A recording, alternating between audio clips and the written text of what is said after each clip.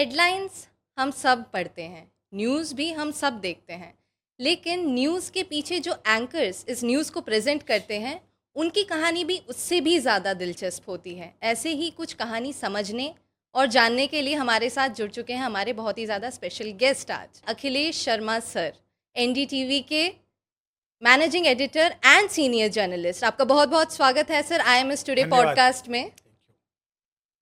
Sir कैसे हैं आप? मैं ठीक हूँ।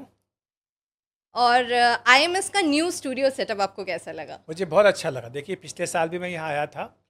तब भी मुझे लड़कों से बातचीत करके बहुत अच्छा लगा था, क्योंकि मुझे जो उनका जज्बा देखने को आया था, मुझे लग रहा था कि निश्चित तौर पर ये कुछ ना कुछ आगे चल के करेंगे। और ये जान के इस बार बड़ी खुशी हुई कि कई बच्चे बहुत अच्छा कर भी रहे हैं, उनका अच्छा प्लेसमेंट वगैरह हुआ। इस बार मुझे बुलाया गया, कहा गया कि नया स्टूडियो हम बना रहे हैं, बनाए, आप आके देखिए। तो मुझे बिल्कुल लगा कि जाके देखना चाहिए। और बहुत अच्छा लगा कि पॉडकास्ट आप लोगों ने शुरू किया है। रेडियो का भी मैंने आपका पिछली बार पूरा सेटअप देखा था, बहुत ही एडवांस्ड है, टेक्निकली बहुत ही साउंड है। और मुझे लगता है कि आगे आप यहाँ से आपको काफ़ी कुछ सीखने को मिलेगा, जी क्योंकि ये रियल टाइम एक्सपीरियंस है। जी। रियल वर्ल्ड एक्सपीरियंस है। आप जब बाहर जाएंगे तब आपको यही सब चीज़ें प्रोफेशनल तरीके से भी मिलेंगी। हाँ, ट्रू सर। और यहाँ पे हम बहुत सारी चीज़ें सीख रहे हैं, जैसे कि आपको भी 3 डेकेड्स का एक्सपीरियंस है sir on field, and as an senior anchor इतना सारा एक्सपीरियंस और इंफॉर्मेशन है आपके पास, जो कि आप बच्चों को भी अभी कुछ ना कुछ टिप्स या फिर कुछ दे सकते हैं। जैसे कि मैं अपने पर्सनल एक्सपीरियंस से कहना चाहूँगी, जैसे कि मैं भी जर्नलिज्म की स्टूडेंट हूँ। तो ब्रेकिंग न्यूज़ जब भी आता है तो हमें बहुत ज़्यादा हड़बड़ाहट हो जाती है कि लाइक हमें कवर करना है एंड विद इन मिनट्स हमें एक्यूरेट रहना है, टाइमलीनेस दिखाना है। तो सर 30 ईयर्स से जब भी वो टॉक बैक में कान में ब्रेकिंग न्यूज़ आता है, तो वो सेम अड्रेनालाइन रश अभी भी आता है या फिर उस एक्साइटमेंट में थोड़ा बहुत बैलेंस का इधर उधर हुआ है? देखिए, वो बिल्कुल रहता है रश, तभी तो 30 साल से कर रहे हैं, वरना कर नहीं पाते। दिन भर कुछ ना कुछ ब्रेकिंग न्यूज़ आती रहती है, तो वो हमें इट कीप्स अस गोइंग, हम्म क्योंकि उससे एक मोटिवेशन मिलता है। आपको लगता है कि आपने दूसरों से बेहतर किया, दूसरों से पहले आपने कर दिया। हम्म तो वो जो एक कंपटीशन होती है, हम्म वो रहती है। फिर एक समय बाद आपको लगता है कि आप खुद से कॉम्पीट करने लगते हो।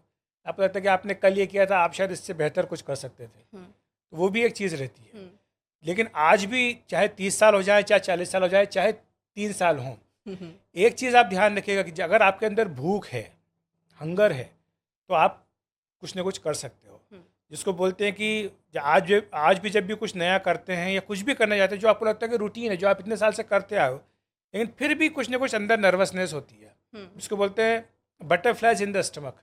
वो चलता रहता, लगता है कर पाएंगे नहीं कर पाएंगे, कुछ गड़बड़ ना हो जाए। अच्छा, उन्होंने ये जवाब दिया तो इसका ये प्रश्न पूछें, उसका काउंटर क्वेश्चन ये हो। हाँ। ये सब चीज़ें रहती है। मुझे लगता है कि यही सब बातें जो हमको आज भी मोटिवेट करती है। वरना देखिए, जर्नलिज्म बहुत चैलेंजिंग प्रोफेशन है। आप ये देख कर चलो कि दूसरे प्रोफेशन के कंपैरिजन में ये कोई 9 to 5 वाला जॉब नहीं है, इसमें आपको करना है, ऑफिस जाना है, फिर लंच ब्रेक हो रहा है, फिर शाम को आप उठाए अपना बैग और घर निकल लिए। हम्म 24/7 मेरा फ़ोन ऑन रहता है। कब किस वक्त कहाँ से कोई खबर आ जाए, तुरंत उसको देना। किसी भी आप स्थिति में हो, आपको ब्रेकिंग न्यूज़ चलानी ही चलानी है, हम्म ये मान के चलिए।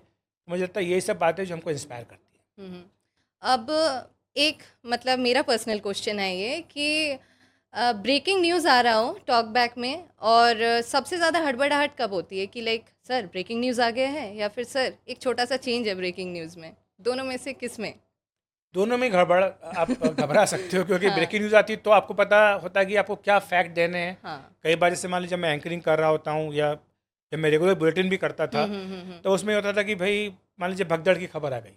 हाँ अब आपके पास शुरुआत में सिर्फ 1 या 2 लाइन की खबर आती है। हाँ शुरुआत में जानकारी होती भी नहीं है, हाँ डेस्क हाँ आपको हाँ। इतना जानकारी दे भी नहीं सकता, क्योंकि शुरुआती चीज़ें होती हैं।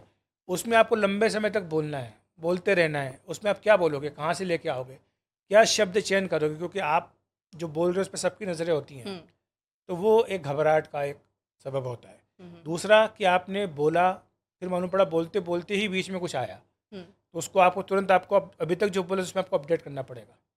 तो ये सब चीज़ें जो आपको धीरे धीरे करके आप जब काम पे होते हो, हम्म। तो आप सीखते जाते सर जैसे कि आपने कहा कि जब भी कोई न्यू इन्फॉर्मेशन आता है ऐड ऑन करना सीखना चाहिए, और शब्दों का चयन हो। बहुत ज़रूरी है। बहुत ज़रूरी है। मतलब अच्छे वर्ड्स होना और अच्छे वर्ड्स को डिलीवर करना कैमरा पे बहुत ज़्यादा इम्पॉर्टेंट है।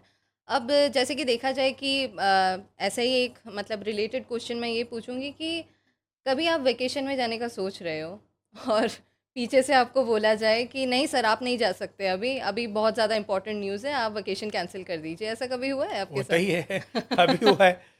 मेरे बेटे का एग्ज़ाम ख़त्म हुआ, उससे प्रॉमिस था कि जैसे ही एग्ज़ाम ख़त्म होगा हम साउथ इंडिया के टूर पे जाएंगे। ओह। मैंने छुट्टी अप्लाई की, लेकिन तब कहा गया कि पार्लियामेंट सेशन चल रहा है, आप नहीं जा सकते, तो मुझे अपना कैंसिल करना पड़ा। हम्म। बेटा नाराज़ हुआ, वो अलग। फिर बाद में अभी मैं जब फिर से जब छुट्टी लेके पार्लियामेंट सेशन खत्म हो गया, इलेक्शन खत्म हो गए, हम्म। तो छुट्टी लेके अब हिमाचल प्रदेश गया हम्म। अभी। लेकिन आप मान के चलो, मैं अपना जो होता है ट्राईपोड छोटा वाला लेके गया था, हम्म। अपना एयरपोर्ट लगा के गया था, क्योंकि मुझे पता था कि कुछ ना कुछ होगा। होगा। और आप मान के चलिए रोज़ सुबह 7 बजे से लेकर 8 बजे तक कुछ ना कुछ होता ही था कि मुझे वहाँ से भी लाइट देना पड़ता था। हम्म। छुट्टी पे भी आप काम कर रहे हो, ये होता है। हालांकि मैं इसको बहुत हेल्दी नहीं मानता, लेकिन ठीक है, अब आप चूँकि आप उस प्रोफेशन का हिस्सा हो, हम्म। आपसे एक्सपेक्टेड है, तो आप कर रहे हैं तो करते रहेंगे। हम्म। कई बार ये होता है भी, मान लीजिए मैं 3 दिन 4 दिन अगर काम ना करूँ, हम्म। तो अंदर से घबराहट होने लगती है कि कुछ गड़बड़ तो नहीं हो गई। कुछ कमी अगर है। कुछ कमी रह गई, अगर 3 4 घंटे तक अगर फ़ोन ना बजे, तो लगता है कि कुछ छूट गया है, मिस आउट हो रहा कुछ है। मिस आउट हो रहा है, कि पीछे रह गए, कि शायद कुछ हाँ हो हाँ गया हाँ। कि लोग फ़ोन नहीं कर रहे हैं। अब ये सब है। अब इसको आप जॉब की इनसिक्योरिटी बोल लीजिए, ये जॉब का हम्म। चैलेंज बोल लीजिए, लेकिन ये चीज़ें हैं जो कि आपका part and parcel of your professional life है। हम्म। अब जैसे कि इतने साल हो गए हैं सर, बहुत सारे टिपिकल और प्रेशर अंडर प्रेशर काम भी किए हैं, जैसे सियाचिन का आपने कवरेज किया था, कारगिल वॉर का कवरेज किया था, इसके अलावा और भी बहुत सारे इंटरनेशनल कवरेजेस हुए थे।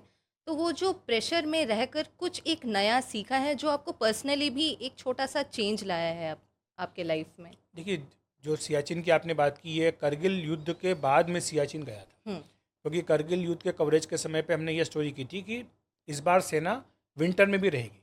हम्म। अमूमन ये होता था कि विंटर में हम अपनी सेना को हटा लेते थे, या सहमति होती थी, पाकिस्तान पीछे कर लेता था, हम अपनी पीछे कर लेते थे, हम्म। क्योंकि विंटर बहुत चैलेंजिंग होता है, बहुत हार्श होता है हाँ। वहाँ पर। उस बार ये तय किया गया था कि अब चूंकि इस पर भरोसा नहीं कर सकते हम्म। पाकिस्तान पर, तो हम विंटर में भी अपनी सेना को रखेंगे। हम्म। तो मैंने ये आइडिया दिया कि क्या हम विंटर में किस स्थिति में हमारे जवान रह रहे हैं उस पर कवरेज करने जाएँ। तो हम्म। ऑफिस को लगा कि हाँ, जाना चाहिए। तब रक्षा मंत्री थे जॉर्ज फर्नांडिस, मैं उनसे मिलने गया, तो मैंने उनको ये कहा, तो उन्होंने कहा हाँ बिल्कुल जाना चाहिए, हम अपनी ओर से पूरा सहयोग करेंगे। तो मैं सियाचिन गया था। मैंने कहा बाकी जगह तो जाना ठीक है, लेकिन सियाचिन जो कि वर्ल्ड्स हाईएस्ट बैटल ग्राउंड है, हम्म। वहाँ से आकर रिपोर्टिंग करना चाहता हूँ। तो मैं दिसंबर, जब बिल्कुल पीक विंटर होता है, उस समय मैंने कहा वहीं तब मैं जाऊँगा कि उस स्थिति में जवान हमारे कैसे रह रहे हैं। हम्म। तो मैं गया वहाँ पर, मुझे बहुत खुशी है कि मैंने उसको, ये बहुत टफ असाइनमेंट था, उसको मैंने पूरा किया। और उससे ज़्यादा खुशी इस बात की है कि जो जवान हमारे वहाँ पर काम कर रहे हैं, देश की रक्षा कर रहे हैं, उनकी कहानी मैं घर घर तक पहुँचा सका, वो मुझे बहुत बड़ा सेटिस्फेक्शन मिला। और देखिए, इतना बड़ा मतलब असाइनमेंट रहा कि आज इतने साल बाद भी हम उसके बारे में बात कर रहे हैं, तो वो लोगों को भी याद है कि इस तरह की रिपोर्टिंग मैंने की। ऐसा एक्सपीरियंस जो आप कभी भूल ही नहीं सकते। कभी नहीं भूल सकते। मतलब वॉर जोन में जाकर आर्मीज की स्टोरी जनता तक पहुंचाना, ये एक बहुत ही बड़ा एक्सपीरियंस है, मैं मानूंगी कि और ऊपर से ऐसे वॉर जोन में जहाँ पर हमेशा कुछ ना कुछ होता ही रहता है, बिल्कुल। जान का खतरा है, आर्मी को भी, हमारे सिटीजन्स को भी, वहाँ पे जाकर रिपोर्टिंग करना एक बहुत बड़ा एक्सपीरियंस। और सर सीनियर जर्नलिस्ट हैं आप, तो आप बहुत सारा एक्सपीरियंस आपने बटोर लिया है, ऐसा कोई टिप्स एंड ट्रिक्स जो एस्पायरिंग जर्नलिस्ट को आप देना चाहेंगे? मैं तो बहुत बेसिक से शुरू करना चाहूँगा, कोई हाई फाई टिप नहीं देना चाहता। हम्म। बेसिक ये है कि आप अपने कॉमन सेंस का इस्तेमाल करें। हम्म। वो जर्नलिज्म के लिए बहुत ज़रूरी है, रिपोर्टिंग के लिए, एंकरिंग, चाहे कुछ भी करें आप, हम्म। कॉमन सेंस का प्रयोग करें, हम्म। अपने इंस्टिंक्ट पर बिलीव करें। आज तो ज़्यादा आपके पास सामने चैलेंजेस हैं, आप जब फील्ड में जाएंगे तो आपके पास ज़्यादा चैलेंजेस होंगे, क्योंकि एआई की चीज़ें आ रही हैं। एआई से जनरेटेड क्या सही है गलत है, इसका फैसला करना बहुत मुश्किल होता जा रहा है, तो आपके लिए तो ज़्यादा बड़ी चुनौती है। हाँ। सच और झूठ का अंतर करना, तो उसमें आपका कॉमन सेंस आपकी बहुत बड़ी मदद करेगा, True. जिसमें आपको लगेगा कि ये तो सच हो ही नहीं सकता, ये कॉमन सेंस मेरा कह रहा है, तो आप जाहिर सी बात है कि उस पर विश्वास नहीं करेंगे, आप उसको नहीं चलाएंगे। दूसरी बात, जितना आप पढ़ेंगे, अध्ययन करेंगे, उतना ज़्यादा अच्छा रहेगा। कम से कम 3 या 4 अखबार ज़रूर पढ़िए, न्यूज़पेपर्स, इंग्लिश के भी पढ़िए, और आप जिस भाषा में, हिंदी, पंजाबी, मराठी, जो भी आप भाषा में करना चाहते हैं उसमें, उस भाषा के पेपर भी पढ़िए, ये बहुत ज़रूरी है। उससे आप अपने आप को अप टू डेट रखेंगे। जो आपने कुछ देर पहले पूछा था कि ब्रेकिंग न्यूज़ में क्या करेंगे, यही होगा। अगर आपके पास सिर्फ 2 लाइन की खबर है तो बाकी आप क्या बोलोगे? अगर आप पढ़ोगे नहीं तो बोलोगे क्या? अगर इनपुट नहीं होगा तो आउटपुट क्या जाएगा? हाँ, ट्रू। तो इसलिए इनपुट लेना बहुत ज़रूरी है। अब जैसे कि आपने एआई की बात करी, बहुत ही फास्ट पेस्ड अभी लाइफ है। इवन कि अभी के स्टूडियोज़ में भी अगर हम देखेंगे तो सोशल मीडिया में सबसे पहले न्यूज़ चली जाती है, चाहे वो वीडियोज़ हो, चाहे कोई प्रूफ हो। तो उसके साथ मतलब ट्रेडिशनल मीडिया कैसे टैकल करती है? ट्रेडिशनल मीडिया ने एआई को इंटीग्रेट कर लिया है। हुँ, तो एआई इंटीग्रेशन पे बहुत ज़्यादा जोर है हुँ, सारे न्यूज़ रूम में। अब आजकल कई सारे पिक्चर्स, फोटोग्राफ्स हम लोग एआई जनरेट करते हैं, हाँ, लेकिन हम दर्शकों को बताते हैं कि ये एआई से एआई बनाया गया है। जनरेटेड है। ठीक है, वो हमें उससे मदद मिलती है। दूसरा, राइटिंग में आजकल एआई से बहुत मदद हो गई है। हुँ, आप मान लीजिए पहले एक प्रेस रिलीज आती थी या 10 पेज का एक डॉक्यूमेंट है, उसको पढ़ना, उसमें से चीज़ निकालना, हुँ, हुँ, प्रोसेस करने में टाइम लगता था। हुँ, हुँ, अभी आप एआई में उसको बोलेंगे कि आप उसको समराइज़ कर दीजिए, हुँ, तो एआई आपको समराइज़ कर देगा। हुँ, लेकिन आपको ह्यूमन आइज़ का इंटरवेंशन हमेशा चाहिए। वो हमेशा रिलेवेंट रहेंगी, वो कभी रिलेवेंट नहीं होगी। हुँ, तो ह्यूमन इंटरवेंशन ज़रूरी है, तो वो हम करते हैं। एआई का बहुत बड़े पैमाने पर इस्तेमाल हो रहा है और मुझे लगता है आने वाले समय में और ज़्यादा होगा। हुँ, हम उससे इनकार नहीं कर सकते क्योंकि वो भी एक तरह का टूल है। हुँ, जर्नलिज्म में कई सारे टूल होते हैं, वो भी एक एआई को हम एक टूल की तरह टूल इस्तेमाल की कर रहे तरह। हैं। एआई डिपेंडेंट हम लोग नहीं होंगे, हम उसको एक टूल की तरह यूज़ करें। हुँ। और लास्ट में एक रैपिड फायर सर आपके साथ करना चाहूँगी। Sir ready? हाँ, बिल्कुल। चाय या कॉफ़ी? कोई भी ब्रेकिंग न्यूज़ से पहले? चाय। Chai always for Indians chai. Okay, one book जो आप एस्पायरिंग जर्नलिस्ट को सजेस्ट करना चाहेंगे? India after Gandhi by Ramachandra Guha. India after Gandhi. कोई एक एक्सपीरियंस अभी तक का ऐसा रिपोर्टिंग जो आप हमेशा याद रखेंगे? कारगिल, सियाचिन। कारगिल सियाचिन। एक टिप जो आप aspiring journalist as well as junior journalist जो आपके अंडर काम कर रहे हैं उनको देना चाहेंगे? खूब मेहनत करो, खूब पढ़ो, नशा ना करो। No drugs, okay, no health. Thank you so much. हम ये दिमाग में रखेंगे और हम ज़्यादा से ज़्यादा मेहनत करने की कोशिश करेंगे अपने फील्ड में, जिससे हम भी कुछ एक पोजीशन हासिल कर पाए और हम भी लोगों तक अच्छा न्यूज़ डिलीवर कर पाए। Thank you so much for this information sir. आपका बहुमूल्य टाइम देने के लिए हमें बहुत धन्यवाद। बहुत धन्यवाद। मैं संचिता मुखर्जी, कैमरा पर्सन आत्मज सोलंकी के साथ I am S today podcast.